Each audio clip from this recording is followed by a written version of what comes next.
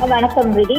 குறிப்பாக தமிழ்நாடு அரசின் உத்தரவின் பேரில் மாநிலம் முழுவதும் கட்டுக்கோப்பற்ற முறையில் செயல்பட்டு வந்த சில டாஸ்மாக் மதுபான சில்லறை விற்பனை கடைகள் அண்மையில் மூடப்பட்ட நிலையில் அந்த கடைகளில் பணியாற்றி வந்த ஊழியர்களின் பணிநிலையை பாதுகாக்க டாஸ்மாக் நிர்வாகம் முக்கிய நடவடிக்கையை மேற்கொண்டுள்ளது. இது தொடர்பாக டாஸ்மாக் மேலாண்மை இயக்குனர் நந்தகுமார் அனைத்து முதுநிலை மண்டல மேலாளர் மற்றும் மாவட்ட மேலாளர்களுக்கு விரிவான சுற்றறிக்கையை அனுப்பியுள்ளார். அந்த சுற்றறிக்கையில் தமிழ்நாட்டில் மூடப்பட்டுள்ள டாஸ்மாக் மதுபான சில்லறை விற்பனை கடைகளில் பணியாற்றி வந்த ஊழியர்களின் முழு விபரப்பட்டியலை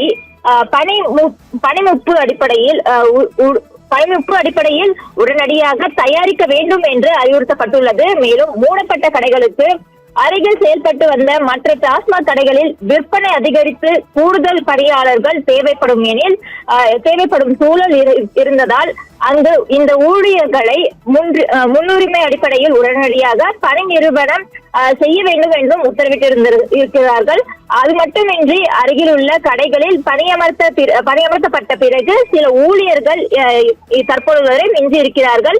அதன் அடிப்படையில் காலி பணியிடங்கள் உள்ள பிற டாஸ்மாக் கடைகளில் அவர்கள் மாற்று பணியாளர்கள் நியமிக்க வேண்டும் என்றும் தெரிவிக்கப்பட்டுள்ளது. மேலும் அதற்கு பிறகு பணியாளர்கள் மீதம் இருந்தால் அவர்களை டாஸ்மாக் கிடங்கு சரக்கு பராமரிப்பு பணிகள் மற்றும் மாவட்ட அலுவலக நிர்வாக பணிகள் பணி நிரவல் செய்து உத்தரவு பிறப்பிக்க மாவட்ட மேலாளர்களுக்கு அதிகாரம் வழங்கப்பட்டுள்ளது.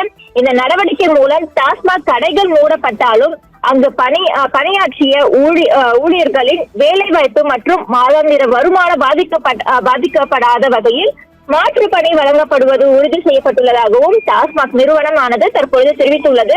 மேலும் பணியாளர் பற்றாக்குறை உள்ளிட்ட கடைகள் மற்றும் கிடங்குகளில் அனுபவம் உள்ள ஊழியர்கள் பயனடையும் வகையில் நிர்வாக செயல்பாடுகள் சீராக நடைபெறும் என்றும் அதிகாரிகள் தற்போது தெரிவித்து வருகிறார்கள். அதே போல தமிழக அரசின் இந்த நடவடிக்கை ஒருபுறம் டாஸ்மாக் கடைகளின் எண்ணிக்கையை கட்டுப்படுத்தும் முயற்சியாக பார்க்கப்படுவதுடன் மறுபுறம் ஊழியர்களின் வாழ்வாதாரத்தை பாதுகாக்கும் சமநிலையை நடவடிக்கையாக கருதப்படுகிறது. இதனால் டாஸ்மாக் ஊழியர்கள் மத்தியில் ஒரு அளவிற்கு நிம்மதி ஏற்பட்டுள்ளதாகவும் பணி நீக்கம் செய்யப்படுவோம் என்ற அச்சம் தற்பொழுது குறைந்துள்ளதாகவும் தகவலானது தற்பொழுது தெரிய வருகிறது.